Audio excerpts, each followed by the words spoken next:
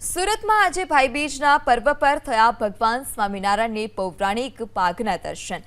સંવત 1881માં ભગવાન સ્વામિનારાયણે આ પાઘ પારસી પરિવારને આપી હતી। ત્યારથી માંડીને આ પારસી પરિવાર પાઘનું જતન કરે છે। પાઘની સાખ સંભાળનાર પારસી પરિવારની આ 7મી પેઢી છે। સુરત પરિભ્રમણ દરમિયાન ભગવાન સ્વામિનારાયણ સુરત આવ્યા હતા। તે સમયે ભગવાનના સ્વાગતની તૈયારીઓ સમયના સુરત પોલીસ કમિશનર અર્દેશ્વર કોટવાળે કરી હતી। સ્વાગતની તૈયારી કરનાર કમિશનરને પાક અને શ્રીફળ ભેટમાં અપાયા। ત્યારથી આજ સુધી આ પરિવારે પાકને ભગવાનના પ્રસાદ સ્વરૂપે સાચવી રાખી છે। દર વર્ષે ભાઈબીજના દિવસે પાક હરિભક્તો માટે ખુલ્લી મૂકવામાં આવે છે।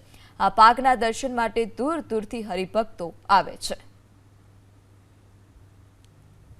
અરડેસર કોટવાલ પહેલાથી જ સ્વામિનારાયણ ભગવાનના ભગત હતા અને જ્યારે ભગવાન અહીંયા આવ્યા હતા સુરત ભ્રમણ કરવા ત્યારે એમની સિક્યોરિટી લઈને આગતા સ્વાગતાથી લઈને પૂજા અર્ચના તે બધાનો બંદોબસ્ત અરડેસર કોટવાલે કર્યો હતો અને જ્યારે ભગવાન વિદાયમાન લેવાના હતા સુરતથી ત્યારે એમના અરડેસર કોટવાલના મનમાં એક ભાવ જાગ્યો કે ભગવાન એમને ભેટ સ્વરૂપ કંઈ આપતા જાય